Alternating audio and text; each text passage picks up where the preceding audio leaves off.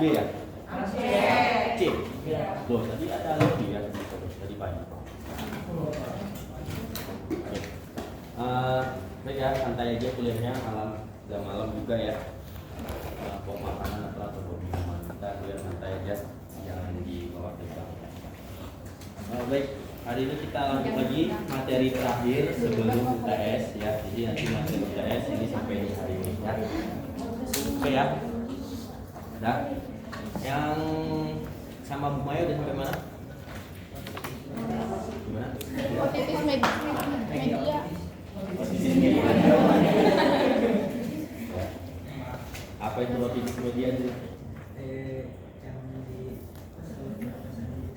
Kalau kenapa kan? Lokasinya di mana? Bukan. Otitis media itu di telinga. Ya. Belajar lagi ya. Baik, hari ini jalurnya udah agak beda ya. Bu Maya bahas materi ISPA, saya juga bahas tentang pernapasan tapi bukan ISPA. ISPA-nya cukup yang kemarin ya, biar kalian banyak penyakitnya gitu, masuk bukan banyak penyakitnya. Nah, banyak tahu tentang penyakit gitu ya. Jadi kalau misalnya saya ikut-ikutan juga otitis media, nanti cuma satu tok yang kalian dapat gitu ya. Nah, hari ini saya bahas tentang penyakit yang lain ya. Kemarin kita sudah bahas tentang ISPA, salah satunya adalah rinitis dan sinusitis ya. Mungkin ini materi hari ini sudah saya pernah berikan ke kalian di farmakologi molekuler. Jadi tinggal saya ulang kaji, materi ini sudah ada sama kalian, tinggal dibuka aja ya. Karena waktu di farmakologi molekuler itu ada satu materi tentang pernapasan yang ternyata di farmakoterapi juga harus masuk juga itu materinya. Jadi ya nggak masalah sih, saya ulang aja biar lebih paham lagi ya. Yang bahaya itu kalau udah diulang juga nggak bisa dipahami gitu ya. Jadi karena materi yang ini itu dari 4 kelas yang bisa jawab itu cuma 10 orang, itu pun perempuan, sisanya gagal semua gitu ya. Nah jadi jangan sampai gagal lagi nanti ya. Baik, minggu kemarin kita sudah bahas tentang rinitis ya, jadi saya ini sudah lewat ya tentang ISPA. Hari ini kita bahas tentang penyakit sistem pernapasan yang agak lebih tinggi lagi ya, yaitu penyakit asma. Kan nggak pernah saya jelasin ya. Jadi hari ini saya ulang kaji lagi biar lebih dalam lagi materinya yang kalian dapat. Karena kalau nanti dirubah materinya nggak sesuai dengan kurikulum yang ada di sini gitu ya. Nah, asma ini kan sudah saya pernah jelasin ya. Dia suatu penyakit yang disebabkan oleh alergi. Namanya, kalau alergi berarti namanya alergi. Kan paham? Kalau diulang kaji ini paham, tapi ketika ujian kok nggak bisa jawab. Ya, kan nggak pinter. Jadi asma itu suatu penyakit yang disebabkan oleh timbulnya reaksi alergi. Penyebabnya adalah alergen. Alergen berupa apa? Banyak. Asap, debu, polusi udara, bulu kucing gitu kan. Pokoknya yang bersifat alergen, ya dia dapat memicu serangan asma. Gitu kan. Bagaimana alergen ini bisa memicu serangan asma? Udah saya jelaskan di imunologi. Semua sudah dapat imunologi kan? Datang si alergen tadi disambut sama makrofag. Dimakanlah sama makrofag kan? Nama proses makannya namanya fagositosis. Ketika dimakan, dia makan semua? Tidak, disisahkannya kan? Kemudian dia pergi kemana? Ke rumah ke sel T. Sel T apa namanya? Sel T helper, karena tugasnya menolong. Dia pergi ke sel T helper, kemudian dikasihnya lah makanan si alergen tadi yang disisakan sedikit kepada sel T helper pakai tangannya, namanya MHC kelas 2. Ditangkaplah sama si sel T helper pakai tangannya, namanya sel T reseptor. Ditangkaplah sama sel T. Oke, makrofagnya berantem lagi menghancurkan si alergen tadi. Sel T pergi kemana? Ke sel B. Dengan cara dia bangunkan sel B. Dengan cara apa dia bangunkannya? Melepaskan sinyal. Nama sinyalnya apa? Sitokin. Nah, nama sinyalnya sitokin. Ketika sitokin itu keluar, baik sitokin interleukin 1, 4, 5, sitokin itu keluar, maka sel B bangun. Ada apa nih? Ada yang bangun ini. Ternyata sel T udah di depan rumahnya. Ada apa sel T? Rumah kita kemasukan maling. Iyanya, mana bentuknya? Ini bentuknya. Ditangkaplah sama sel T. Sel T-nya pulang lagi, berantem lagi dia, membantu yang lagi namanya sel T helper, jadi tugasnya membantu. Sel B akan memecah dirinya atau membelah dirinya jadi dua apa aja? Plasma dan memori. Selalu diingat itu ya. Yang plasma akan membuat senjata namanya antibodi. Sedangkan yang memori mengingat bentuk tadi dan meminta informasi kepada sel B plasma, kamu buat senjata apa? Oh, dia buat senjata imunoglobulin E, maka sel B plasma juga ikut buat, tapi dia nggak berperang, dia diem aja. Nanti kalau ada musuhnya lagi, baru dia yang maju. Paham? Nah, setelah itu dibuatlah senjata namanya IgE. IgE ini akan digunakan di medan pertempuran yang tadi sama makrofag. Ingat, makrofag adalah sel fagosit yang tugasnya berada di lini terdepan. Tugas sel fagosit, dia pertama kali menghadapi musuh. Sel fagosit bukan hanya makrofag kan, apa aja coba? Basofil, terus eosinofil, neutrofil. Mereka itu sifatnya granul. Tahu granul? Apa coba? Butiran, bener. Isi dari mereka namanya histamin. Ngerti? Nah, kayak disebut dengan sel granul atau granulosit. Bentuknya granul, di dalam tubuhnya ada butir-butiran gitu. Nah, ketika mereka ini berperang, yang tadi sel fagosit tadi ada neutrofil, basofil, sel mastosit, sel mast, kemudian sel dendrit, kemudian makrofag, itu kan mereka lagi berantem tuh di depan. Datanglah senjata nih, senjata yang udah dibuat sama sel B namanya antibodi. Ketika dia datang, dia ngelidik salah satu dari si fagosit tadi namanya sel mast. Sel mast, selnya yang yang granul itu apa tadi namanya? Butiran-butiran.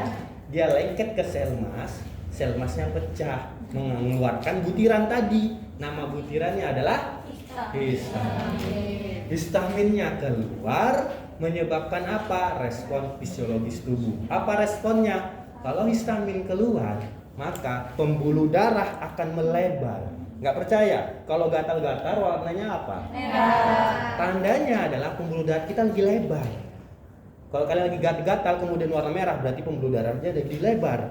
Tapi kebalikannya, jalan nafas jadi sempit. Makanya ketika keluar histamin, orang sesak nafas. Ya. Histamin apa yang keluarnya menyebabkan orang sesak nafas? Histamin H1. Karena dia keluarnya di pembuluh darah perifer, pembuluh darah tepi. Di tepi-tepi, makanya dia warna merah gitu ya. Kalau di pembuluh darah yang ada di saluran pernapasan, maka dia dapat menyempitkan saluran pernapasan, namanya bronkokonstriksi. Tapi kalau histamin itu keluarnya di H2, histamin H2 yang keluar, maka sakit mah. Karena dia keluarnya di lambung, bukan di perifer. Paham? Nah, lihat di sini.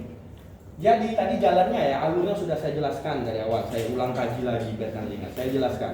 Sampai ketemu kita pada titik histamin, ya. Tadi sel yang pecah adalah sel mast nih, sel mast, eosinofil. Kenapa? Mereka itu kalau ada IgE, mereka nggak mau. Mereka lebih bagus mati. Ketika mereka pecah, keluarlah isinya. Isinya tadi granul. Nama granulnya adalah histamin. Ketika histamin itu keluar, maka akan menyebabkan namanya alergi. Salah satu penyakit alerginya adalah asma. Asma ini ketika terjadi serangannya, maka akan menimbulkan namanya dyspnea. Apa itu dyspnea? Sesak napas. Ya, bahasa medisnya dyspnea. Jadi kalau nanti ada yang kerja di rumah sakit, lihat rekam medik, dokter nggak tulis sesak napas, enggak. Dyspnea. Artinya apa? Sesak napas. Ya. Kemudian wheezing. Wheezing itu bunyi dia. Ya kan? Bengek ya. Kemudian batuk. Kenapa bisa terjadi seperti itu? Karena jalan napas menyempit, pasiennya ini mau narik napas sekuat mungkin biar dia dapat napas, biar dapat oksigen. Ketika dia tarik sekuat mungkin, maka udara yang masuk akan bertabrakan dengan jalan napasnya, jadi bunyi dia. Gitu. Semakin kuat dia tarik napas, semakin besar bunyi. Ngerti? Ya, kayak gesekan ya bunyi gitu. Nah, ketika dia kuat narik nafasnya, maka semakin kuat bunyinya, gitu ya. Karena apa ini? Obstruksi jalan nafas yang dia menyempit. Obstruksi artinya menyempit ya. penyempitan jalan napas yang bersifat, nah tapi keuntungannya adalah dia bersifat reversible. Artinya apa? Ketika dia sempit, dia bisa balik lagi, gitu. Kenapa bisa balik lagi? Karena dia tadi karena histamin. Kalau histaminnya sudah berakhir, sudah hilang, ya dia kembali lagi. Cara menghilangkannya, cara menurunkan histaminnya pakai antihistamin. Paham? Ya. Jadi ingat aja, asma itu reversible. Bisa balik lagi seperti semula, ya. Dan dia bisa berulang juga lagi. Ada lagi alergen tadi, bisa balik lagi, sempit lagi, serangan asma lagi, dikasih obat lagi, balik lagi seperti semula, begitu seterusnya. Ada pertanyaan? Jadi pertanyaan, Pak, asma bisa sembuh nggak? Sulit untuk disembuhkan. Jadi pengobatan terbaik dari asma adalah pencegahan supaya dia tidak terkena alergi. Paham ya? Asma sulit untuk disembuhkan. Karena apa? Kalau kita sembuhkan asma berarti kita ngebunuh mereka. Kalau kita ngebunuh mereka, berarti ngebunuh orangnya juga. Kan mereka ada dalam tubuh kita, sistem imun. Yang menyebabkan asma kan mereka, gitu ya.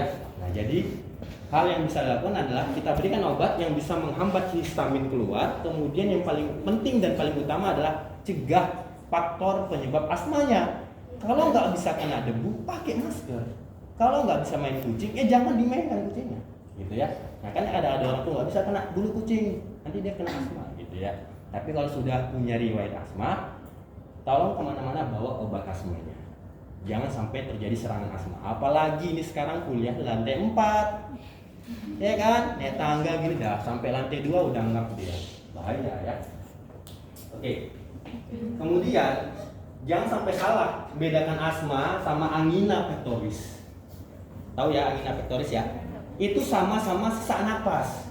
Tapi bedanya adalah asma sesak napasnya hanya di dada dan bunyi ketika dia bernapas. Itulah tadi namanya bengek.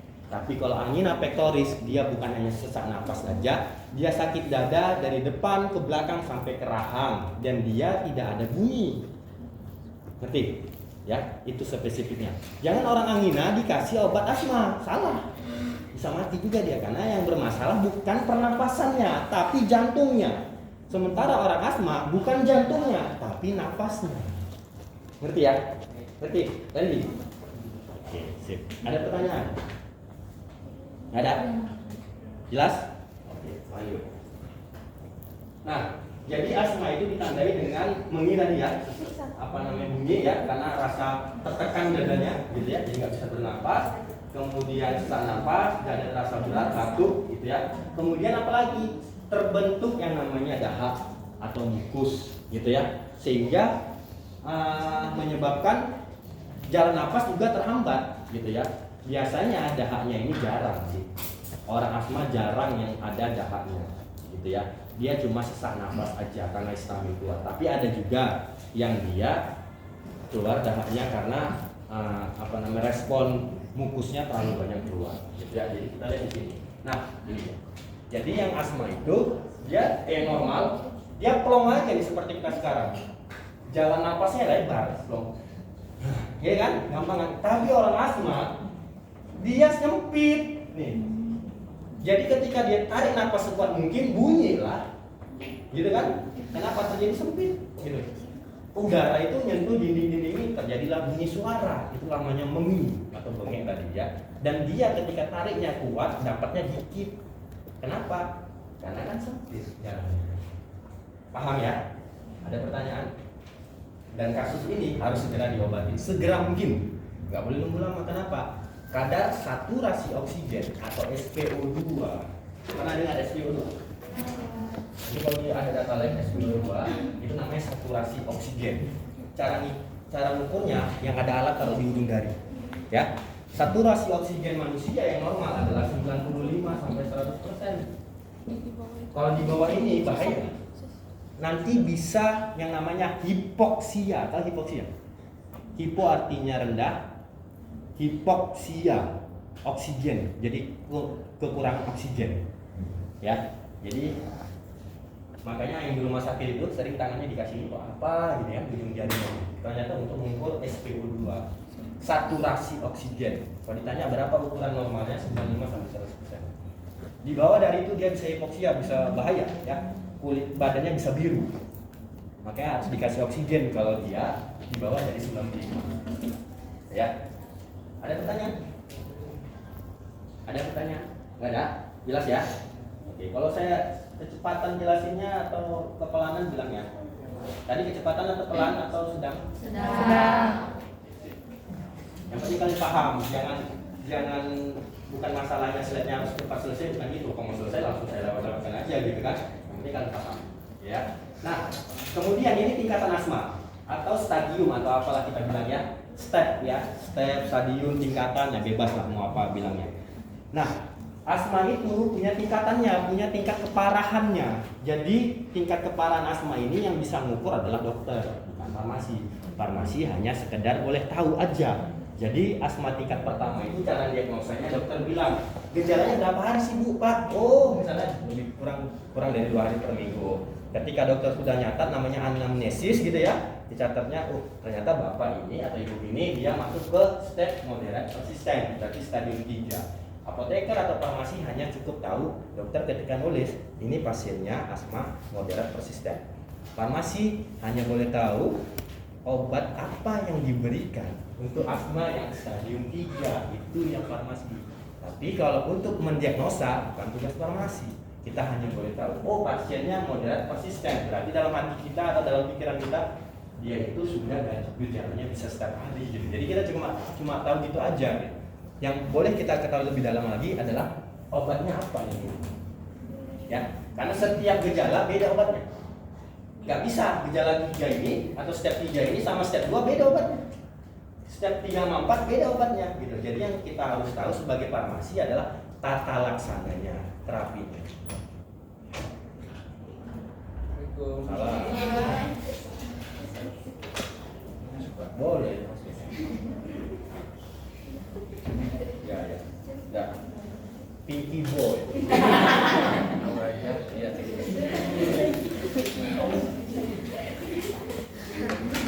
Ingat ya. Nah, jadi step 3 itu ya, step 3 itu dia beda dengan step lagi. Ada mana?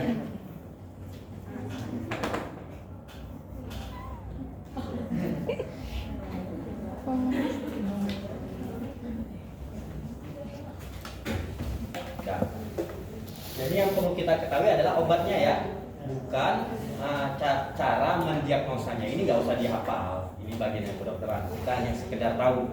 Oh kalau nanti ditulis step 3 atau stadium 3 moderat persisten, berarti kita udah tahu. Ternyata dia itu adalah penyakit asma yang sudah dialami atau gejalanya setiap hari sudah muncul gitu ya. Nah, kalian penyebabnya jelas alergen ya. Dalam bentuk apa? Debu, suatu bunga dan sebagainya gitu ya. Kemudian ISPA ya. Jadi kalau ISPA yang nggak diobatin, pilek nggak diobatin terus menerus gitu ya. Penyakit ISPA, infeksi pernapasan, infeksi saluran pernapasan akut yang nggak diobatin, maka bisa menimbulkan asma gitu ya, yang nggak dibiarin. Kemudian apa? Paparan polusi dan lain sebagainya. Kemudian suhu udara yang ekstrim, stres. Ada yang tahu stres bisa menyebabkan asma? Gimana caranya? Makan kok sendiri ya.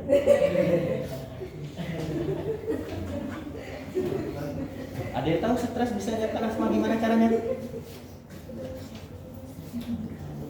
Gimana caranya?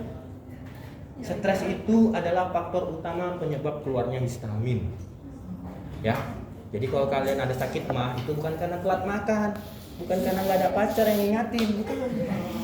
Karena stres. Makanan itu faktor kedua, ketiga dan seterusnya. Faktor pertama orang sakit mah adalah histamin. Histamin itu bisa keluar karena adanya stres. Stres bisa menyebabkan keluarnya histamin yang berlebihan. Kita nggak tahu dia keluarnya di mana. Kalau dia keluarnya di H2 di lambung maka jadi sakit mah. Tapi masalahnya kalau dia keluarnya di perifer bisa sakit asma. Makanya kalau ada orang yang terlalu banyak tekanannya, kuliah terlalu banyak laporannya, bisa stres, kambuh asmanya. Nah, paham ya? Jadi, Pak gimana? Bapak ngomong stres-stres aja. Kami kuliah Pak banyak tugas segala macam stres ya. Selagi hidup pasti stres. Ya kan? Kalau nggak mau stres ya jangan hidup lagi. Tinggal bagaimana lagi kita menangani stres itu ya. Oke ya. Jadi kalau ditanya sama kalian, Kenapa seseorang itu bisa sakit lambung? Bukan karena telat makan ataupun makan yang pedas atau apa itu faktor kedua ketiga. Faktor pertama adalah stres. Ya. Kalau faktor makanan bisa menyebabkan sakit mah berarti orang berpuasa pasti habis puasa sakit mah terus dia. Nggak mungkin kan. Nah, jadi faktor pertama penyebabnya keluar histamin selain dari alergen adalah stres. Kalau alergen penyebabnya dari luar, tapi kalau stres dari dalam. Itu yang bahaya, ya. Paham ya? Terus kenapa stres itu bisa keluar histamin? Anda tahu? Ternyata histamin yang keluar itu untuk menetralkan keadaan psikologis manusia. Histamin menyebabkan seseorang itu konsentrasi. Kalau kalian sekarang lagi tidak konsentrasi, lihat saya berarti histamin kalian lagi berkurang. Nah, histamin itu kadarnya ada dan dia berada dalam tubuh kita. Tugasnya untuk meningkatkan konsentrasi. Jelas ya? Untuk meningkatkan konsentrasi. Makanya orang yang minum CTM nggak konsentrasi. Coba kalau nggak percaya, minum CTM, minum cetirizine, nggak akan konsentrasi. Kenapa? Dia ngeblok histamin. Paham kan? Dia ngeblok histamin, jadi histaminnya turun. Jadi orang nggak akan konsentrasi apapun. Maka kalau kalian habis minum CTM atau minum lain-lain, jangan mengendarai, karena nggak akan konsentrasi. Bisa tidur dia. Nah, makanya ketika kita stres, itulah respon tubuh kita sempurna mungkin Tuhan ciptakan. Ketika kita stres ada gangguan psikologis dalam otak. Kalau histamin nggak keluar bisa gila. Paham? Ketika histamin itu keluar dia menyeimbangkan psikologis tadi. Jadi normal lagi. Gitu. Jadi konsentrasi kita menghadapi stres tadi. Makanya beruntung. Tapi di satu sisi kalau dia keluarnya terlalu banyak bisa sakit mah. Ngerti? Ya. Kalau dia keluarnya normal, dia bisa meningkatkan konsentrasi seseorang. Normal ya. Tapi kalau dia keluarnya terlalu berlebihan, bisa menyebabkan alergi, sesak napas, bisa sakit mah. Paham? Ya. Nah, orang yang vertigo itu kekurangan histamin. Makanya muter-muter kepalanya kena vertigo. Makanya dikasihlah obat supaya menambah histaminnya, namanya beta-histin. Ngerti? Ya. Jadi kalau kalian kurang konsentrasi ini, berarti histaminnya lagi drop. Apa bisa menyebabkan histamin lagi drop atau turun? Bisa aja dia sering mengkonsumsi antihistamin. Misalnya, aduh Pak, saya nggak bisa tidur, boleh nggak saya minum CTM biar bisa tidur? Silahkan. Kenapa? Kalau orang yang susah tidur, maka histaminnya kurang. Jadi dia nggak konsentrasi untuk masuk ke dunia tidurnya, gitu ya. Nah, untuk meningkatkan histamin, salah satunya adalah dia pakai obat-obat yang bisa menurunkan histamin. Jadi orang yang dia histamin terlalu banyak, dia konsentrasi, jadi susah untuk tidur. Ngerti maksudnya? Kalian kalau lagi konsentrasi bisa diajak tidur nggak? Nggak bisa. Bagaimana supaya dia tidur? Turunkan histaminnya. Dengan kita turunkan histaminnya, dia jadi lelah, jadi nggak konsentrasi, jadi capek tidur. Apa aja obat yang bisa menurunkan itu? Alprazolam, diazepam, ya kan? Nah, itu obat-obat yang bisa menurunkan kadar histamin dalam tubuh sehingga pasiennya tidur. Kalau nggak berani minum obat itu atau obat itu nggak bisa dibeli, minum aja CTM, gitu kan? Kalau Pak saya nggak alergi nggak masalah. Dia kan dosisnya cuma kecil kan? Nah, minum aja CTM, turun histaminnya, tidur pasti dia. Paham ya? Kemudian olahraga berat. Nah, kenapa olahraga berat menyebabkan asma? Gak usah olahraga berat lah. Tadi naik tangga. Kenapa bisa menyebabkan asma? Kan ingat tadi kan? Nah, kita nggak bahas jantung dulu. Kita bahas pernapasan. Nanti kalau saya lari ke jantung pusing kali ya. Kenapa naik tangga dari lantai 4? Saya juga ngerti. Nah, duduk. Kenapa? Hah? Adrenalin kan jantung. Adrenalin keluar kan jantungnya berdetak cepat kan? Tapi jalan napasnya jadi apa? Kok menyempit? Kenapa? Olahraga berat, nggak usah olahraga berat lah, nggak mungkin angkat barbel kan? Jangan naik tangga aja tadi. Kenapa? Kalau histamin keluar, gimana histamin keluar waktu naik tangga? Gatel-gatel lah. Pembuluh darah? Melebar pembuluh darah atau dari mana? Kalau pembuluh darah melebar berarti merah-merah tangan saya. ketika kita memerlukan energi yang banyak, maka kita perlu oksigen yang banyak juga. Makanya ketika kita ngap itu artinya kita menyerap oksigen lebih banyak lagi. Sekarang kita nyerap oksigen lebih banyak nggak nih sekarang? Enggak, normal. Jadi enggak nyari nafas. Enggak. Orang yang ada nafas gini, artinya apa? Dia butuh oksigen lebih banyak. Ngerti? Dia butuh oksigen lebih banyak untuk apa? Meningkatkan energinya. Paham ya? Ketika dia butuh energi banyak, maka dia butuh oksigen yang banyak juga. Caranya apa? Dia tarik nafas yang lebih banyak juga, lebih tinggi. Makanya dia ngap. Nanti ketika dia duduk, energinya sudah turun, napasnya normal lagi. Emang terus-terusan ngap ini? Enggak kan? Jadi energinya nggak dipakai lagi kan, duduk nggak pakai energi untuk naik tangga, nggak ngap, berarti normal lagi napasnya. Paham? Ada pertanyaan? Itu kan ilmu baru buat kalian kan?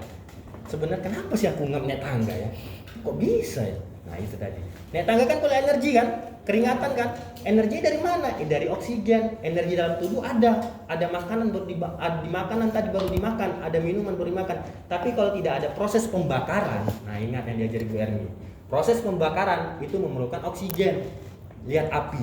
Kalau kalian tutup nggak akan hidup dia. Ya kan? Harus dibuka, kenapa? Ada oksigen. Proses pembakaran menghasilkan energi. Bahan bakarnya adalah oksigen. Kalau kita butuh energi banyak, bahan bakarnya juga banyak. Maka kita tariklah oksigen lebih banyak, maka kita ngap. Ngerti? Nah, dijelaskan sama orangnya kok kayak gitu. Kenapa sih naik tangga atau lari atau pakai barbel gini kok bisa ngap ya?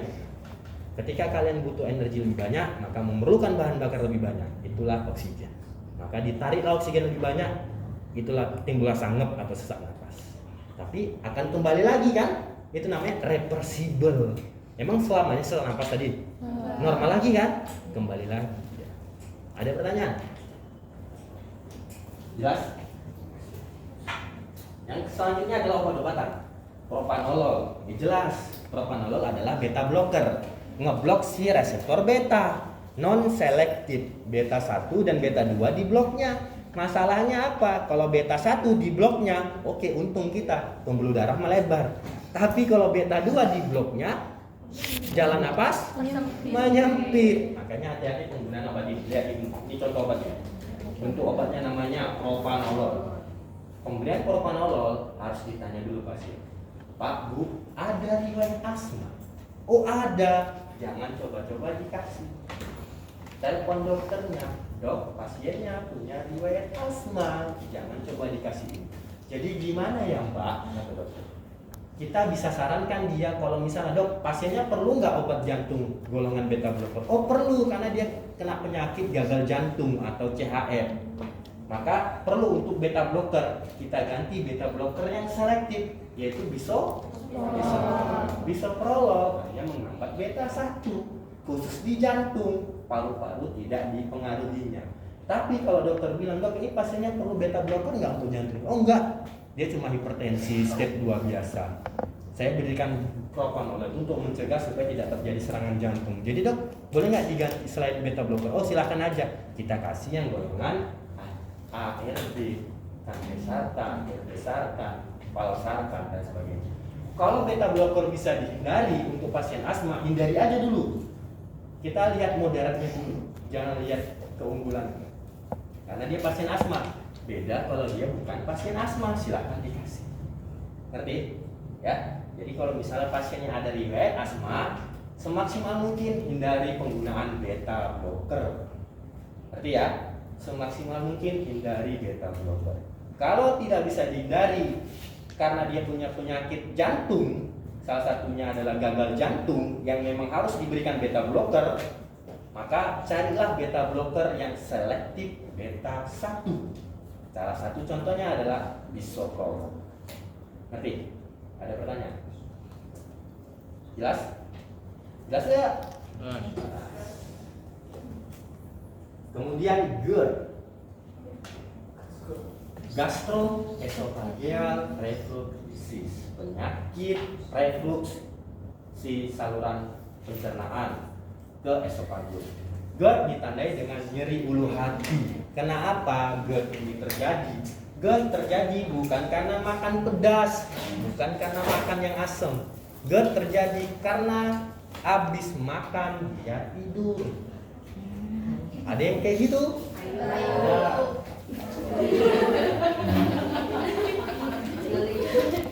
Ya.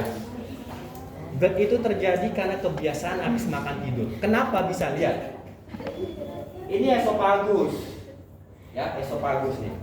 Di bawah esofagus, kalau menuju ke lambung, dia harus melewati dulu katup di sini namanya katup splinter. Katup itu akan terbuka, dia satu arah aja, satu arah ke bawah. Satu arah ke bawah. Jadi ada makanan turun ke bawah, satu arah aja. Ya. Tapi kalau habis makan kita tidur, kita membiasakan dia untuk terbuka dua arah. Jadi makanan itu balik lagi ke atas. Nama penyakitnya reflux. Reflux itu naik lagi. Yang diserangnya adalah esofagus, makanya esofageal, nyerilah ulu hati. Kenapa nyeri ulu hati? Karena dia sudah bercampur dengan asam lambung. Asam lambung adalah HCl, pH-nya 1. Kalau kena esofagus, rasa terbakar. Kalau nggak percaya, ambil HCl di lab, taruh di tangan, bolong tangan kalian. Ngerti? Jadi kalau ditanya, GERD itu apa? Rusaknya atau gangguan pada katup splinter. Yang tepatnya ada antara esofagus, di ujung esofagus menuju lambung. Penyebabnya apa? Membiasakan habis makan tidur. Ketika kita tidur kan mereng kan? Itu membuat si katup tadi yang tadinya hanya satu arah ke bawah gini untuk mendorong makanan turun ke lambung, jadi dua arah. Jadi makanan yang udah masuk naik lagi ke atas. Ngerti? Nah, itu terjadinya bukan apa habis makan tidur, nggak boleh. Walau sekali-sekali nggak masalah. Kalau tiap hari dia makan yang 4 kali, tidur 4 kali gitu kan, terus-terusan sebulan, nah bisa kena GERD. Jadi kalau ada orang, oh dia kena GERD karena makan yang pedas itu, karena jarang makan, karena enggak, ya. Kenapa? Karena tadi gangguan pada katup splinter. Ada pertanyaan? Nah, yang perlu diketahui adalah ini cairan lambung itu pH-nya 1. Dia menyebabkan kerusakan organ kalau dia naik ke atas. Makanya kalian lihat ya, perhatikan kalau pernah mengalami ini. Sebelum kita muntah, pernah muntah? Maka yang pertama keluar adalah air liur. Ya kan? Banyak sekali air liur keluar kan? Kenapa bisa seperti itu? Air liur keluar adalah proses pertahanan tubuh, proses perlindungan tubuh untuk apa? Melapisi saluran dari mulut, kerongkongan sampai esofagus. Kenapa? Saluran itu nanti akan dilewati sama asam lambung. Kalau tidak ada si air liur tadi, rusak ini semua. Karena dia sifatnya asam kuat. Bayangi kalau kita nggak banyak ludahnya, nggak banyak air liurnya, habis mulut kita ini. Kenapa? Muntah tadi sudah bercampur sama asam lambung. Asam lambung kan asam, pH-nya 1, kuat dia. Kalau dia naik ke atas, kemudian nggak dilapisi sama si air liur tadi, terbakar semua. Ngerti? Nah, itulah kenapa kalau ditanya, kenapa mau muntah itu air liur banyak banget gitu ya? Karena untuk melapisi saluran yang akan dilewati sama muntah tadi. Karena apa? Muntahnya mengandung HCl, makanya kalau muntah pasti asam. Karena ada HCl di dalam. Paham ya? Ada pertanyaan? Nggak ada? Kita lanjut. Patogenesisnya bisa jelaskan. Patogenesis secara umum yang tadi saya jelaskan yang awal. Ini secara ringkas aja. Yang pertama keluar adalah si makrofag tadi kan? Apa yang menyebabkan namanya alergen? Datang makrofag dimakan bla bla bla bla sampai ketemu sama sel B memecah jadi 2, plasma dan memori. Plasma membentuk IgE, ya kan? IgE sebagai senjata, kemudian setelah jadi IgE dia pergi ke medan perang, ketemu sama sel mas. Sel mas ini bentuknya granul, isinya butiran. Ketika lengket sama IgE maka butirannya keluar, pecah dia. Butirannya ini namanya histamin. Nah, kalau histamin keluar maka akan menyebabkan alergi. Prosesnya kan ini tadi kan? Makrofag berikatan sama sel T kan, kemudian sel T, sel B dan sebagainya. Nah intinya ada sampai sini. Sel mas keluar maka akan menyebabkan reaksi alergi. Alergi adalah termasuk ke dalam inflamasi radang. Paham ya? Termasuk ke dalam inflamasi. Inilah penyebab dari asma. Ada pertanyaan yang ini dulu. Kalau ini saya keluarkan ujian apa yang kalian jawab? Apa yang kalian jawab? Jelaskan mekanisme penyakit di bawah ini. Wah. Udah bisa ya dijawab ya, pokoknya yang saya jelaskan tadi, ya.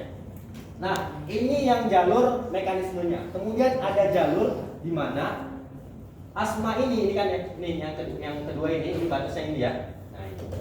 Di mana yang kedua adalah terjadi aktivasi sistem saraf. Aktivasi sistem saraf. Sistem saraf apa yang teraktivasi? Saraf batuk. Makanya kalau orang asma itu responnya batuk. Saraf batuk itu yang ada di dekat hipotalamus di belakang sini. Dia berdampingan dengan saraf pengatur muntah. Jadi saraf pengatur batuk itu berdampingan dengan saraf pengatur muntah. Makanya kalau kita batuknya terlalu kuat, itu bisa menyebabkan muntah karena bersenggolan dia. Jadi lokasinya berdekatan. Nah, saraf batuk ini akan teraktivasi karena apa? Histamin keluar. Kalau histamin keluar rasanya apa kira-kira? Gatal kan? Ketika gatal muncul respon sistem saraf mau batuk gatal nih, gitu. Respon sarafnya pergi ke otak, terpengaruhi, teraktivasi, maka timbullah batuk. Paham? Selain itu apalagi timbul keluarnya mukus. Nih lendir. Kenapa bisa dia keluar mukusnya tadi? Ingat, ini ada alergen. Kalau alergennya terlalu banyak menembus di sistem imun, maka lini terakhirnya adalah si mukus ini. Dia akan keluar, dia tangkap tadi debu atau bulu kucing tadi masuk ke mukus. Maka ketika mukusnya tadi sudah banyak, timbullah respon batuk. Untuk apa? Mengeluarkan si dahaknya tadi. Ngerti? Jadi ketika kita batuk sama seperti bersin, proses pengeluaran racun. Karena alergennya masuk ke dalam si dahaknya tadi. Tahu dahak kan? Bentuknya kayak gel gitu kan? Dia perangkap di situ. Makanya kalau batuk berdahak jangan ditelan, itu bakteri semua dibuang. Ya. Ya, oke ya. Jadi tingkat keparahan seseorang bisa dilihat dari dahaknya. Tingkat penyakit atau infeksi seseorang dilihat dari dahaknya. Kalau dahaknya itu bening, berarti masih infeksi ringan. Tapi kalau sudah hijau kayak gini, berarti sudah mulai infeksi moderat sedang sampai berat. Yang paling berat adalah kalau dia berwarna merah karena bercampur dengan darah. Itulah penyakit TB. Orang TBC itu batuknya udah berdarah gitu ya. Tapi kalau asma biasanya masih bening atau udah mulai sekat ke hijau-hijauan. Ada pertanyaan? Kalau batuk dari yang bukan TB bisa. Itu contohnya apa? Pneumonia, pneumotoraks, efusi pleura. Itu penyebabnya adalah infeksi pada paru-paru. Kan ada ISPA, infeksi saluran pernapasan atas, ada infeksi saluran pernapasan bawah. Salah satunya yang tadi TB bisa, kemudian pneumonia atau orang sering sebutnya paru-paru basah. Karena paru-paru ini terendam cairan, makanya disebut paru-paru basah, tapi bahasa medisnya pneumonia. Yang kedua ada pneumotoraks. Pneumotoraks adalah keadaan di mana paru-parunya terendam oleh darah, ya, atau bahasa lainnya hemotoraks. Kemudian apa? Efusi pleura. Di dalam paru-parunya banyak air. Makanya cara ngobatinnya adalah dimasukkan selang, ditusuk ke sini selang, kemudian diambil cairannya. Nah, kalau nggak diobatin bisa bercampur dengan darah nanti, makanya dibatuk darah. Ya. Ada yang kalau infeksi parunya bisa menyebabkan kanker itu bisa? Nggak bisa infeksi paru-parunya kanker beda lagi kasusnya. Dia kan keadaan di mana sel paru-paru itu membelah secara tidak normal. Kalau penyakit kanker paru-paru itu kebanyakan bukan karena infeksi. Tapi kalau diawali dengan infeksi kenapa? Mungkin karena dia udah kena kanker dulu. Kenapa dia kena infeksi baru terdetek kankernya? Orang yang kena kanker sistem imunnya drop, jadi bakteri mudah masuk. Maka pertama kali terdetek infeksinya bukan kankernya. Kanker itu kan sulit untuk mendeteksinya pakai alat yang lengkap. Tapi kalau infeksi gampang, dia batuk, cek lab, oh infeksi gitu. Padahal ketika udah lama baru terdetek kankernya. Jadi sebenarnya itu dia kena kanker dulu. Ketika dia kena kanker, sistem imunnya drop, turun, infeksi udah masuk. Ya, bukan dia infeksi langsung hilang, enggak. Ya, tapi kanker itu terjadi banyak faktornya. Ya, mungkin infeksi salah satu tapi jarang. Salah satu penyebab kanker paru-paru tadi zat karsinogenik. Ya. Ada lagi pertanyaan? Ada pertanyaan? Jelas? Ada pertanyaan ya? Jelas ya? Ini kalau keluar ujian bisa jawab ya. Jangan yang lulus cuma 10 orang nanti yang bisa jawab. Yang laki-lakinya kacau. Yang merasa laki-laki ada pertanyaan enggak? Nggak ada ya? Berarti semua merasa perempuan ya? Nah ini efeknya adalah penyempitan jalan nafas tadi ya, karena Islam. Oke. Kemudian manifestasinya jelas ya. Mengi, sesak napas, kemudian batuk, nyeri pada dada ya. Nah ini ya, sesak napas, ketika ada napas dia bunyi, batuk, kemudian ini yang paling parah ya, sianosis. Sianosis itu terjadi karena saturasi oksigen kurang dari 95%. Kekurangan oksigen. Ketika dia kekurangan oksigen maka badannya jadi biru. Ya, kekurangan oksigen badannya bisa jadi biru. Terutama pada organ tubuh yang di ujung, kuku, kaki gitu ya. Kenapa? Dia jauh dari paru-paru. Makanya ini sering mengalami namanya sianosis. Ini harus menggunakan oksigen ya pengobatannya. Kemudian nyeri dada. Tadi saya bilang ya, bedakan nyeri dada angina pectoris sama nyeri dada asma. Ini adalah skala sesaknya, jadi bisa dibaca aja skala sesak ya, atau sesak timbul jika berjalan 100 meter setelah beberapa menit dia nyeri dadanya juga. Tapi kan ingat tadi ya, dia bisa kembali lagi seperti semula, namanya reversible. Nah, ini yang perlu diketahui oleh farmasi ya. Ingat tadi tingkatan asma ada stadium pertama kan, namanya intermiten. Jadi kalau dia kena stadium pertama, nggak perlu kasih obat. Cukup apa? Hindari faktor pencetusnya. Apa sih pencetusnya? Oh, di rumahnya ada kucing banyak bulunya. Kalau mau ketemu kucingnya pakai masker, gitu ya. Atau banyak debu pakai masker. Yang kedua lah baru bisa diberikan obat. Namanya asma mild intermittent. Ya, obatnya adalah ingat. Obatnya adalah tadi penyebab asma apa? Alergi, menyebabkan alergi kan, alergi termasuk ke dalam inflamasi radang, maka obatnya adalah anti radang. Ini golongan kortikosteroid anti radang kuat, namanya budesonide, isinya budesonide, ini merek dagangnya ya, isinya budesonide. Nah, asma kalau terjadi serangan jangan dikasih tablet, keburu mati orang ya, dikasihlah inhaler. Inhaler kerjanya 2-3 detik. Makanya pengobatan untuk asma mild intermittent adalah si inhaler dan budesonide. Kemudian dikombin dengan obat bronkodilator. Bronkodilator salah satu contohnya adalah theophylline atau golongan antagonis leukotrien. Ini atau ya, bukan dikombinasi. Jadi obatnya cuma ada 2. Inhaler, tabletnya theophylline atau antagonis leukotrien. Ini dia. Ingat, yang antagonis leukotrien yang jalur COX, yang COX kanan, yang LOX kiri, ya kan? Udah pernah saya ajarin kan? Nanti LOX itu akan melahirkan anaknya LT1, LT2, leukotrien 1, leukotrien 2, 3, 4. Nah, leukotrien itulah yang nanti akan menyebabkan penyempitan jalan napas. Kalau kita blok si leukotriennya, maka jalan napasnya akan melebar. Inilah obatnya. Obat namanya Montelukast. Montelukast akan ngeblok si leukotrien. Ketika leukotriennya kita blok, antagonis kompetitif, maka akan membuka jalan napas. Jelas ya? Oke, itu untuk asma intermittent. Jadi setiap tahapan atau stadium asma itu bisa obatnya. Yang kedua adalah asma modern persisten. Nah, kita sudah masuk ke dalam obat yang mengandung beta 2 agonis. Nama obatnya adalah salbutamol. Pernah dengar ini atau pernah lihat obat ini? Nah. Jadi yang modern persisten obatnya dikombin. Salbutamol dikombin dengan budesonide, dikombin dengan theophylline atau leukotrien. Jadi obatnya ada 3. 2 inhaler, 1 tablet antiretroviral. Gitu ya. Nah, salbutamol ini termasuk ke dalam golongan SABA, SADA, short acting beta 2 agonis. Ingat, agonis artinya apa? Agonis yang memiliki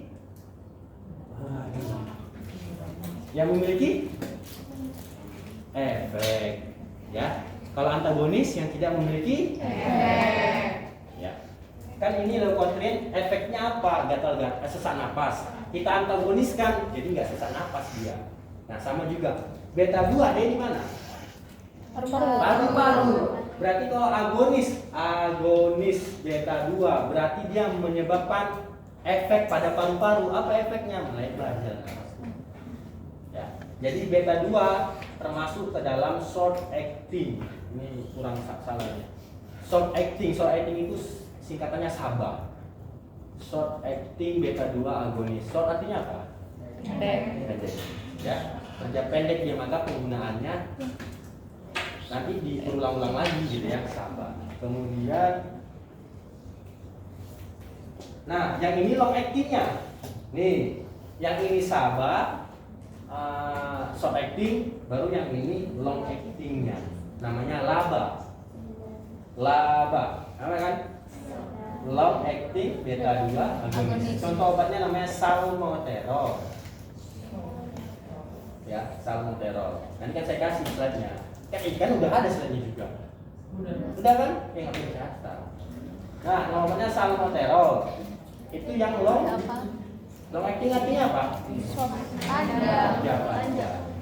Long acting ini diberikan kalau dia sudah asmanya parah. Makanya yang long acting dia lihat beta 2 yang ini, kemudian dikombin dengan ini lagi, dikombin dengan ini, dan dikombin dengan ini. Nah, jadi yang udah parah 4 ini sobatnya, 2 inhaler, 2 tablet. Gitu ya. Nah, tapi kalau yang masih dia stadium 3, dia nggak boleh kasih long acting dulu, tapi diberikan yang short acting atau SABA, yaitu si salbutamol. Ada pertanyaan? Jelas? Oke. Ini untuk terapi non obatnya. Oke ya. Nah, kemudian kita lanjut. Penyakit yang parah kedua tingkatannya setelah asma adalah PPOK. Penyakit paru obstruktif kronik. Penyakit ini dia adalah penyakit di mana terjadi kerusakan pada paru-paru. Ya, dan dia sifatnya irreversible, tidak bisa balik lagi. Kalau tadi asma, dia nyempit bisa balik lagi. Tapi kalau PPOK udah nyempit, ya nyempit aja. Orangnya nggak bisa bernapas. Makanya pasien PPOK kebanyakan nggak terselamatkan. Kenapa? Gagal nafas. SPO-nya bisa 80%. Kenapa bisa seperti itu? Karena terjadi kerusakan pada alveolus. Alveolusnya rusak. Tahu alveolus itu apa? Apa alveolus? Tempat apa ini? Apa? Iya, tempat apa? Tempat pertukaran oksigen dengan karbon dioksida. Gimana cara pertukarannya? Coba bisa lihat ke saya nggak? Gimana cara pertukarannya? Ada yang tahu nggak? Ya gini, narik kan? Nah, gimana bisa bertukar dulu? Gimana caranya? Gimana? Lah, pada nggak tahu. Nanti dibohong-bohongi sama orang, iya aja gitu. Ya, dengar ya, jangan sampai nanti salah atau bisa dikibulin sama orang ya. Perhatikan ini yang saya jelaskan, saya kasih tahu nih. Jangan sampai nanti kalian dibodoh-bodohin sama orang. Aduh, malu kita ya. Dan informasi dari bodoh-bodoh. Oke. Proses pertukaran oksigen dengan karbon dioksida itu dimulai dari ketika kita tarik nafas. Kita menghirup apa? Oksigen. Kemudian setelah itu kita keluarkan karbon dioksida kan. Sebenarnya karbon dioksida yang kita keluarkan itu berasal dari darah. Nanti ya, berasal dari apa? Darah yang mengandung karbon dioksida itu dialirin melalui apa? Pembuluh darah apa? Vena. Kenapa vena? Karena dia menuju ke jantung. Ingat, pembuluh darah yang menuju ke jantung adalah vena. Makanya semua pemberian obat diberikan secara intravena. Kenapa? Menuju jantung.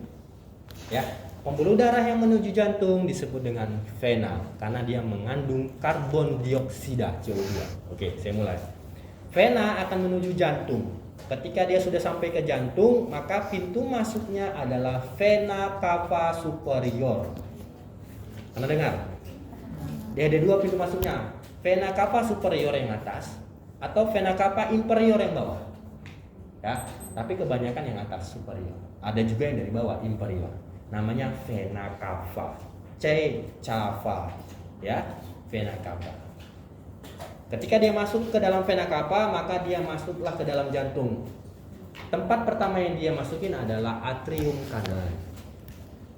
Pernah dengar atrium kanan? Sampai dia ke atrium kanan, kemudian dia melewati katup, namanya katup tricuspidalis. Ada 3 cabang katupnya. Katup itu yang dia membuka dan menutup ketika terjadi kontraksi atau denyut jantung. Ketika jantungnya seperti ini namanya diastolik, istirahat. Ketika jantung mencurahkan darah namanya sistolik. Jadi katup jantung itu buka gini. Ini ya, paham ya? Kalau kayak gini namanya diastolik, istirahat. Kayak gini curah jantung namanya sistolik. Nah, ketika dia masuk ke dalam atrium kanan, melewatin katup tricuspidalis menuju ventricle kanan. Pernah dengar?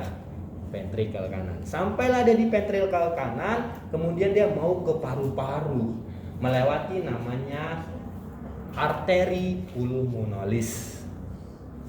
Ya, nama jalannya namanya arteri pulmonalis. Melewati arteri pulmonalis sampailah dia di paru-paru. Tempat di paru-parunya namanya alveolus. Oke. Sampai dia di sini, tempatnya di alveolus. Dia ambil oksigen yang kita hidupkan. Dia ambil dulu. Kemudian kita buang karbon dioksida yang dibawa, dibuang. Kemudian dia ambil oksigen yang kita tarik dari paru-paru, dia masuk lagi ke jantung, menuju jantung melewati aliran. Ini paru-paru, ini jantung, alirannya namanya vena pulmonalis. Ya, vena pulmonalis. Dia lewati vena pulmonalis menuju jantung. Pertama kali dia masuk adalah atrium kiri. Yes, atrium kiri. Sampai ke atrium kiri dia melewati namanya katup mitral. Katup apa? Mitral. Menuju ke ventricle kiri. Sampai di ventricle kiri dia baru ke seluruh tubuh melalui apa namanya aorta. Aorta adalah arteri terbesar di dalam tubuh kita. Makanya kalau disebut arteri terbesar dalam tubuh apa? Aorta. Aorta adalah the big artery. Kenapa namanya berubah jadi arteri? Karena dia sudah mengandung oksigen. Ngerti? Vena pembuluh darah menuju jantung, arteri pembuluh darah menuju seluruh tubuh. Karena dia yang akan mendistribusikan oksigen yang kita hirup ke seluruh tubuh. Ada pertanyaan? Jelas ya? Udah jelas saya jelasinnya kan? Sejelas mungkin, ya. Oke, jadi kalau yang cewek gak ada yang bilang, oh lu jelaskan sesungguhnya sama aku, gak ada ya. Nah, jadi yang rusak apa? Alveolusnya. Kalau alveolusnya rusak, ada pertukaran oksigen nggak? Nggak ada. Maka SPO-nya turun. Ngerti? SPO-nya turun, tidak ada pertukaran oksigen, karbon dioksida nggak bisa keluar, oksigennya nggak bisa masuk, gitu ya. Kemudian diperberat dengan apa? Terjadi penumpukan mukus di saluran pernapasannya, lebih memparah lagi, oksigen nggak bisa masuk, nyumbat. Udahlah alveolusnya rusak, jalan bronkusnya ini atau saluran napasnya terhambat mukusnya, gitu ya. Makanya secara logika aja, cara ngobatinya gimana? Kita nggak bicara obat, cara ngobatinya aja secara logika gitu. Cara ngobatinnya gimana? Bener, ngasih oksigen. Ngasih oksigennya bukan gini ya, enggak. Pakai ventilator. Pasti orangnya udah gak sadar kalau segini SPO-nya dia gak sadarkan diri tuh. Pakai ventilator, dibuka mulutnya, masukkan selang ke paru-parunya. Itu namanya ventilator. Jadi oksigen itu langsung masuk ke paru-parunya. Kenapa? Dia nggak bisa berhirup lagi, ini kan rusak. Ya. Nanti ketika dia sudah mulai sadar, ventilatornya dibuka, itu ventilatornya banyak lendirnya itu. Karena apa? Ini terjadi penumpukan mukus. Gitu ya. Paham? Makanya orang COVID yang meninggal itu karena apa? Ini ya. Mukusnya terlalu banyak. Ketika dia meninggal, kemudian dicabut ventilator yang banyak darahnya di ventilator. Ya. Ada pertanyaan? Nggak ada? Kemudian apa penyebabnya? Jelas ini dia. Ya. Nah, kenapa saya bilang ini penyebabnya? Cobalah yang kalian yang ngerokok, yang udah lama ngerokok, coba tes sekali-sekali ke RSUD atau ke rumah sakit mana sekali aja. Coba ronsen paru-parunya. Coba tes ronsen paru-parunya. Pasti kalian akan lihat itu paru-paru kalian yang orang ngerokok itu ada sawang. Sawang tahu? Bersawang kayak laba-laba gitu. Warna putih. Kenapa? Ketutup paru-parunya sama zat nikotin tadi. Coba sekali-sekali. Bapak tuh dari dulu cerita rokok bahaya sama paru-paru. Coba sekali-sekali ronsen. Kalau ronsen kan nggak bisa dikibulin. Paru-parunya nampak gitu kan. Nah, semakin banyak sawangnya, semakin mendekati dengan kematian. Nah, jadi kalau masih sawangnya dikit, masih bangga, dikit masih bisa ngerokok. Nanti ajalah tobatnya gitu ya. Sampai sawangnya penuh semua. Gitu. Coba sekali-sekali murah, ronsen itu cuma 200 atau 250 ribu. Coba lihat kesehatan paru-parunya. Banyak sawangnya enggak? Gitu ya. Karena yang paling akurat untuk lihat paru-paru itu adalah ronsen. Gitu ya. Nah, kalau semakin banyak sawangnya nggak usah ke dokter, minta aja ronsen, kemudian pulang ke rumah matikan hidupkan lampu, lihat gini kan nampak tidak sendiri. Wah, ini bawa sawangnya bahaya ini ya. Tinggal tunggu tobat aja gitu ya. Penyebab utamanya adalah ini ya. Kenapa? Dia punya zat racun namanya zat nikotin dan tar. Zat itu dapat merusak tadi alveolus. Ya. Kemudian apalagi ini? Oke, dia nggak merokok, tapi dia sering berhadapan dengan lab.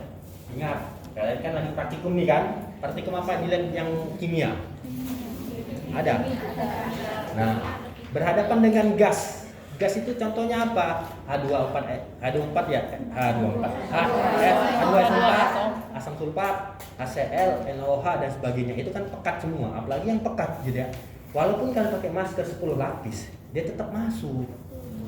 Jadi cara menetralisirnya adalah ketika pulang lab, carilah susu. Ya, Pak, saya nggak suka susu Pak. Cari nanas yang paling asam. Ngerti? Susunya nggak usah saya kasih tahu lah, yang gambar ada naganya, ada beruang ya. Iklannya naga kan? Ada beruang. Nah, silakan.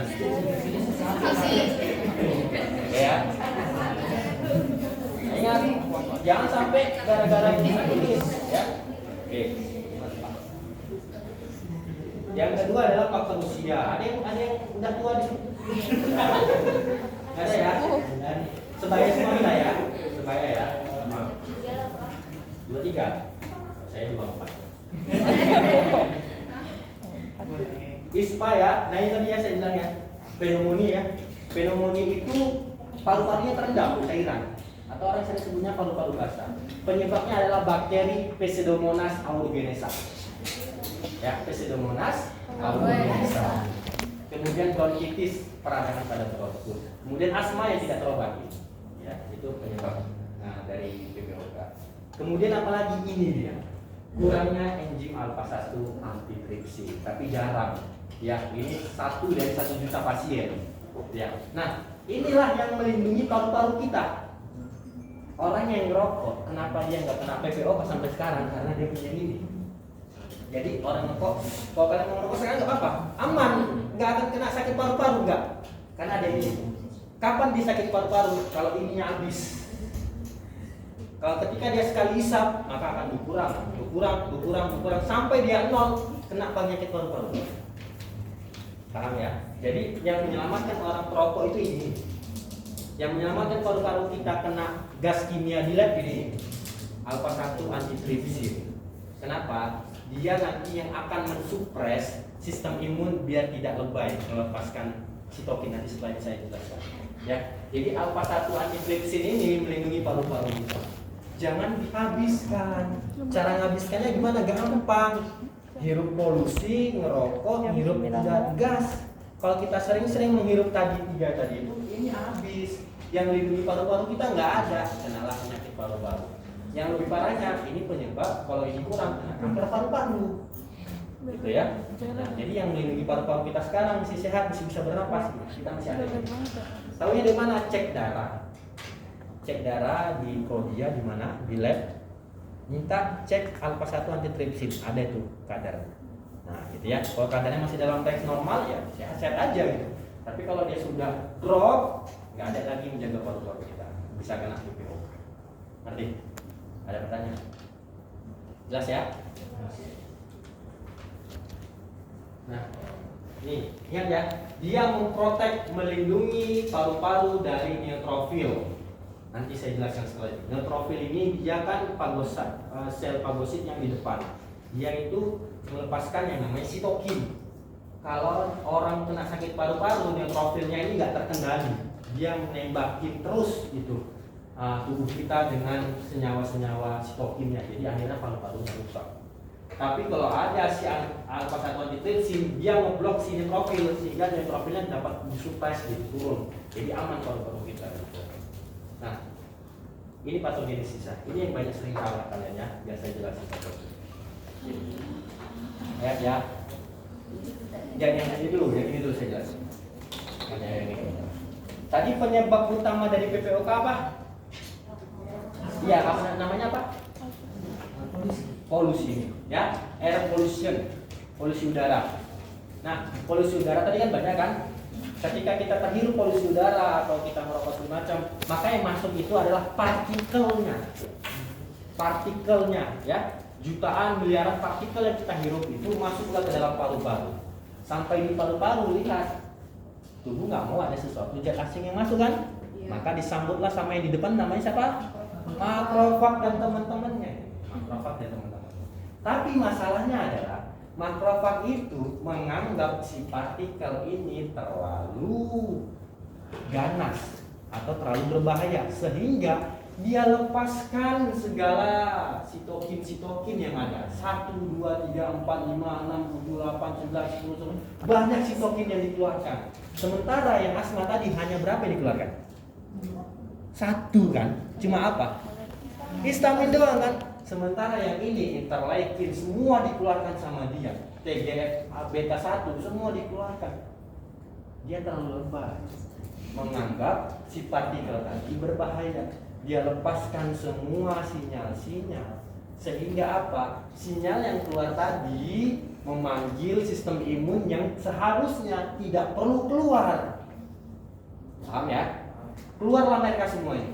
Nah, ini keluar semua sistem imun kita. Ketika mereka keluar, mereka hancurkanlah polusi tadi. Hancur polusinya, partikelnya hancur. Tapi mereka jumlahnya banyak. Apa selanjutnya yang mereka hancurkan? Paru-paru kita. Jadi, efek selanjutnya adalah mereka menghancurkan alveolus. Nama penyakitnya adalah emfisema. Jelas ya? Mereka hancurkan alveolus karena apa? Partikelnya sudah tidak ada lagi yang mereka hancurkan karena mereka lebih banyak daripada partikel ini. Sehingga ketika sudah selesai mereka serang, bingung menyerang apa lagi. Akhirnya apa? Dia nyerang dirinya sendiri. Kalau main bola ngegolkan ke gawang sendiri. Jadilah rusak si alveolusnya tadi. Alveolusnya rusak, tidak bisa terjadi pertukaran oksigen dengan CO2. Sampai sini paham? Ada pertanyaan deh? Jelas ya? Selanjutnya, jalur selanjutnya adalah sitokin yang mereka lepaskan akan memicu keluarnya mukus berlebihan. Sehingga mukus tadi menyumbat di saluran nafas. Bisa nggak bernapas dia? Nggak bisa. Jelas? Ada pertanyaan?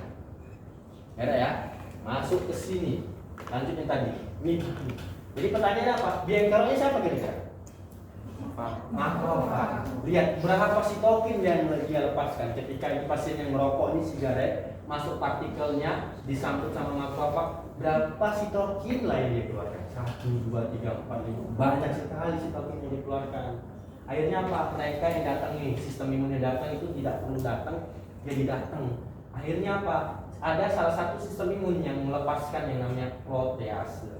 Protease itu adalah enzim yang merusak protein. Protein itu dibutuhkan untuk membuat sel alveolus. Kalau dia rusak proteinnya, maka alveolusnya rusak. Jadi tidak bisa terjadi pertukaran oksigen. Selanjutnya apa? Dia memicu keluarnya mukus berlebihan sehingga jalan nafas jadi tertutup. Kenalah dia PPOK. Saturasi oksigennya turun. Kalau tidak ditangani, pasiennya bisa mati. Ada pertanyaan? Jelas? Jelas ya? Hujan 2 minggu lagi. Ada pertanyaan? Ada pertanyaan nggak? Nggak ada? Ngerti ya? Dia ngerti? Mana yang bingungnya ditanya? Randy ngerti? Oke. Intinya apa? Dari semua respon imunitas yang keluar menyebabkan kerusakan alveolus dan peningkatan mukus. Kerusakan alveolus dan peningkatan mukus. Dua ini yang nantinya akan menghambat. Yang pertama, tidak bisa terjadi pertukaran oksigen dan CO2 karena alveolusnya rusak.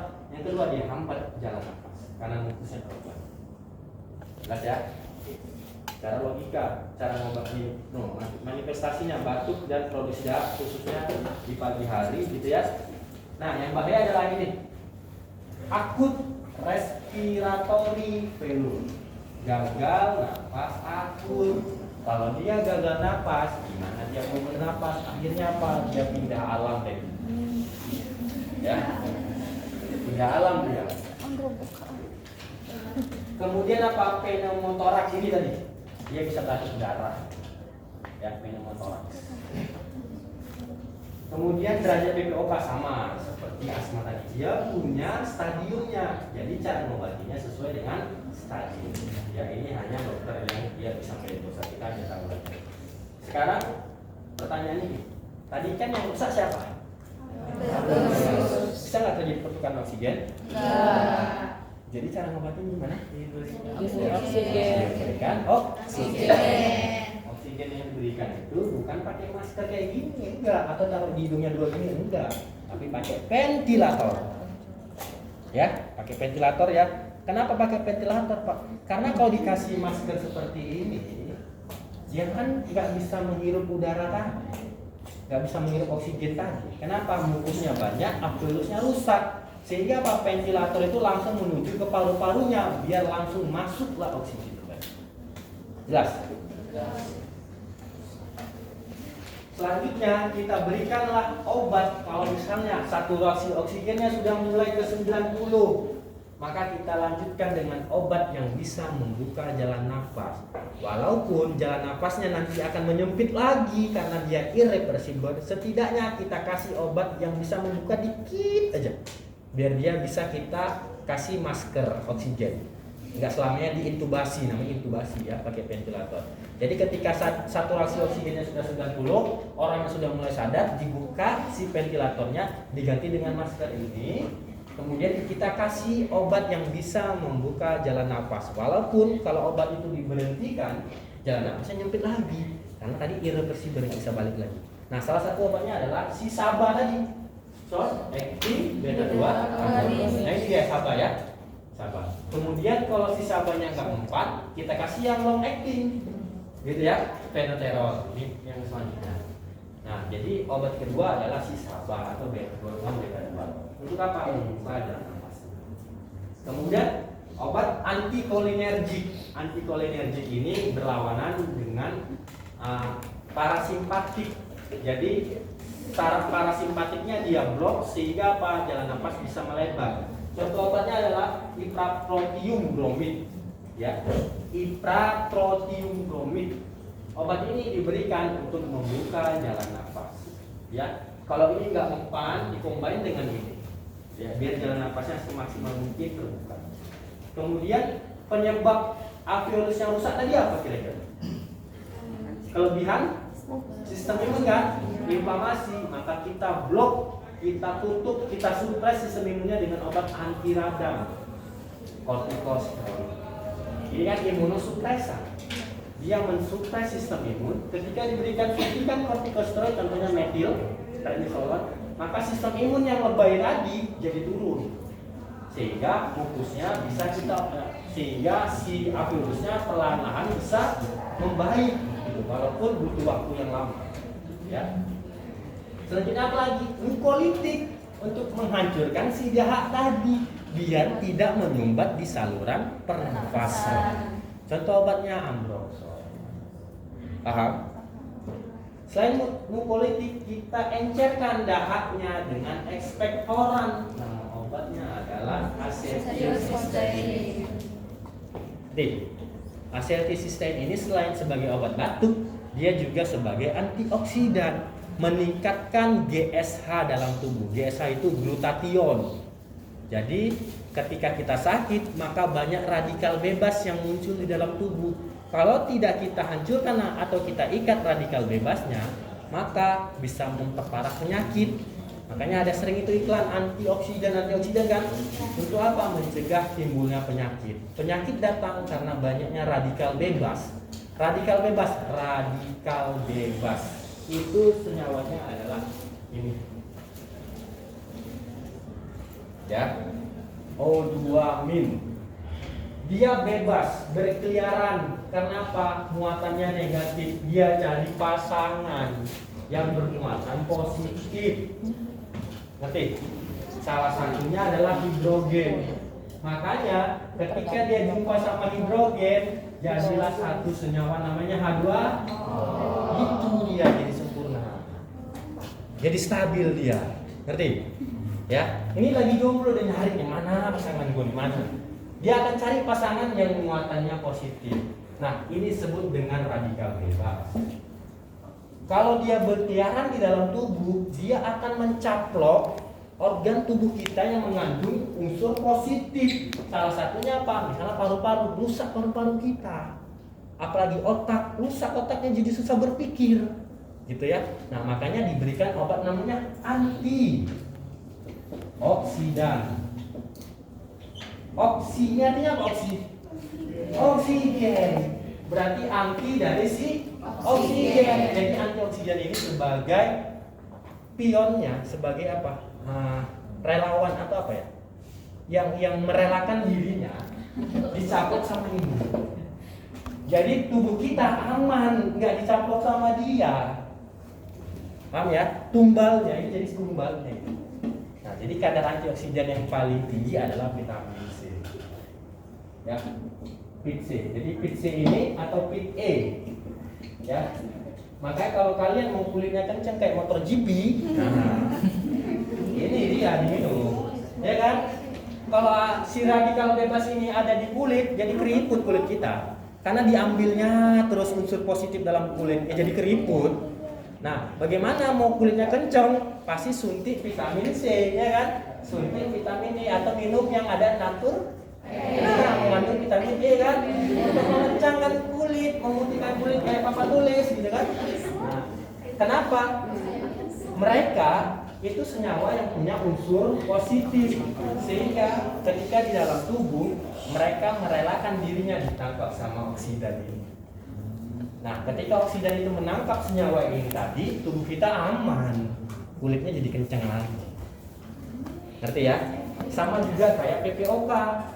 Radikal bebasnya banyak dari asap rokok, dari polusi tadi. Kalau kita berikan antioksidan, salah satunya adalah asetilsistein, maka polusi tadi akan menangkap asetilsistein, paru-parunya aman. Jadi dia sebagai tumbal doang. Ngerti? Ya, secara logikanya gitu. Jadi udah berpikir, apa sih pentingnya antioksidan untuk merelakan dirinya supaya diri kita nggak diambil. Ngerti ya? Ada pertanyaan? Jelas? Ada pertanyaan nggak? Pernah jumpa obat ini? Apa baunya? Baunya seperti apa? Bau. Kenapa bisa bau kakak? Karena dia punya unsur sulfat. H2SO4. H2SO4 ini baunya kayak kentut. Pernah cium H2SO4 nggak? Nah, baunya bau banget. Ya. Nah, dia mengandung unsur ini sulfur. Nah, sulfur itu belerang. Pernah yang belerang nggak? Bau kan? Nah, ini dia baunya sama gitu. Makanya dia dibungkus dalam kapsul, bukan tablet. Kalau tablet muntah orang. Nah ya kan? Nah, kapsul aja baunya keluar. Apalagi tablet gitu. Kenapa bisa bau? Kalau ditanya, kenapa sih asetilsistein itu bau? Karena dia di dalam struktur obatnya ada sulfur. Sulfur itu belerang. Belerang itu bau. Tapi satu sisi dia dapat menangkap si oksidan itu. Jadi berguna ya. Nah, si asetilsistein ini juga digunakan untuk orang keracunan paracetamol. Ya. Jadi misalnya nih Adrian, kalau kamu mau bunuh diri, minum 10 tablet paracetamol, kemudian ketahuan temanmu, langsung kasih asetilsisain dia biar nggak jadi mati.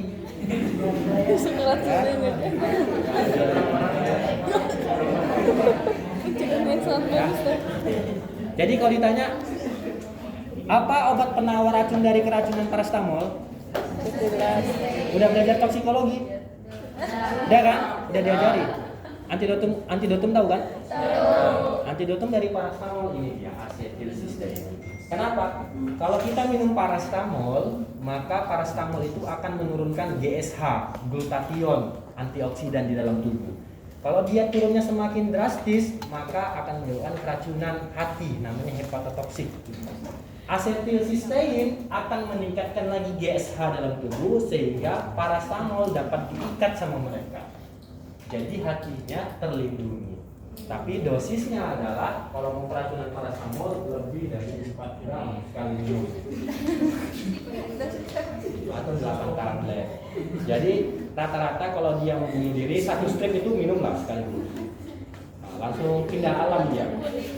Ya. Oke ya. Ada pertanyaan? Gak ada?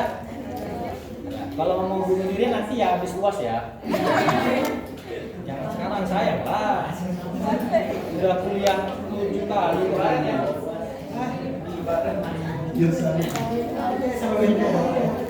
Sarwana dia boleh. Nah, lihat kemudian terapi antibiotika. PPOK dia harus memberikan antibiotika kapan? Kalau adanya bakteri di kultur dahak, ya. Pada saya ajari kultur kan? Diambil dahaknya tadi, kalau ada bakteri maka langsung diberikan antibiotik. Kapan diberikan antibiotiknya? Lihat. Pertama, kalau terjadi peningkatan sesak napas. Kedua, kalau terjadi jumlah dahaknya meningkat. Ketiga, kalau dahaknya berubah warna dari warna hijau mungkin ke warna merah tadi jadi campur darah, maka diambil dahaknya, dicek kultur dahak itu mengandung bakteri apa, gitu ya. Nah, biasanya bakteri penyebabnya adalah banyak ya. Ini dia, bisa bakteri Haemophilus influenza, Staphylococcus pneumoniae, Catarrhalis, kemudian Chlamydia pneumoniae. Tapi yang paling bahaya adalah ini kan bisa dihancurkan, gampang hancurinnya pakai antibiotik beta-lactam. Tapi yang paling bahaya adalah ini, Pseudomonas aeruginosa. Dia tidak bisa dikasih beta-lactam, pakai amoxicillin nggak bisa. Dia pakai yang lebih kuat. Nah, kalau di lab, hasil lab ternyata kumannya ini, nah ini salah satu dari kuman ini, maka pertama kali adalah kita kasih dulu dia amoxicillin dikombin dengan asam klatulanat. Karena asam klatulanat itu untuk mencegah resistensi amoxicillin. Kalau nggak mempan, kita kasih yang lebih kuat lagi, golongan makrolida. Contohnya apa? Erythromycin, azitromisin, claritromisin, gitu ya. Makanya orang batuk sering diresepkan erythromycin kan? Iya. Kalau nggak mempan lagi, kita kasih yang golongan cephalosporin, cefixime, cepradoxil, gitu ya. Kalau dia diinfus cefotaxime, ceftazidime, ceftriaxone. Kalau nggak mempan lagi, bisa kita kasih golongan fluoroquinolone, levofloxacin, ciprofloxacin, ofloxacin, norfloxacin, amifloxacin, ya. Nah, kalau nggak mempan lagi, ternyata bakterinya bukan ini. Ternyata bakterinya adalah Pseudomonas aeruginosa. Maka terapi terakhir adalah penggunaan fluoroquinolone dosis tinggi. Sekali diberikan 1000 mg. Ciprofloxacin injeksi 1000 mg. Kalau itu pun nggak mempan juga, maka digantilah dengan obat yang paling kuat antibiotiknya, golongan Inepenem. Contoh obatnya adalah carbapenem. Ya.